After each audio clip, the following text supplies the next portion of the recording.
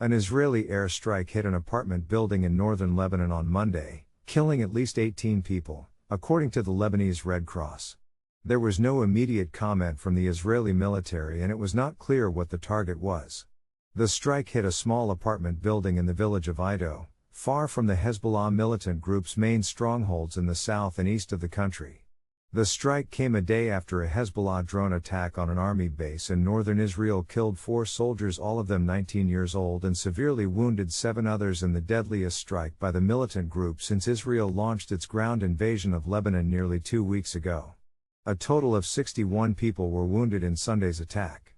Hezbollah has fired thousands of rockets, missiles and drones into Israel over the past year, but most have been intercepted or hit in open areas, disrupting daily life but causing few casualties. Even as attention has shifted to Lebanon, Israel is still battling Hamas in the Gaza Strip more than a year after its October 7 attack into southern Israel triggered the war there and set off escalations across the region. Hezbollah and Hamas are allies, and both are backed by Iran. Earlier on Monday, an Israeli airstrike on a hospital courtyard in the Gaza Strip killed at least 4 people and triggered a fire that swept through a tent camp for people displaced by the war, leaving more than 24 with severe burns.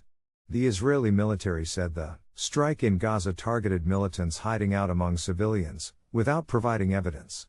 In recent months it has repeatedly struck crowded shelters and tent camps, alleging that Hamas fighters were using them as staging grounds for attacks.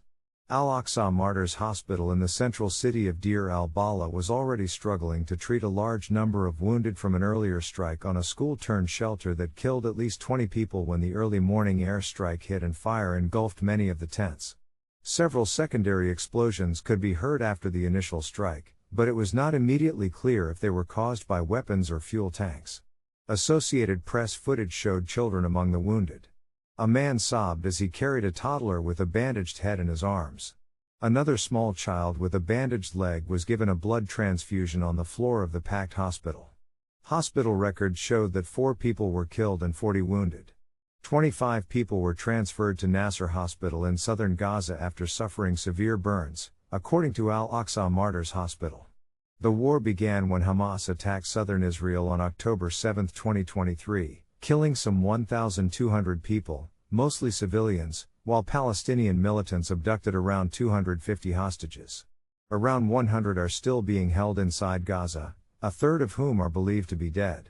Israel's retaliatory offensive has killed over 42,000 Palestinians, according to Gaza's health ministry, which does not say how many were fighters but says women and children make up more than half the fatalities.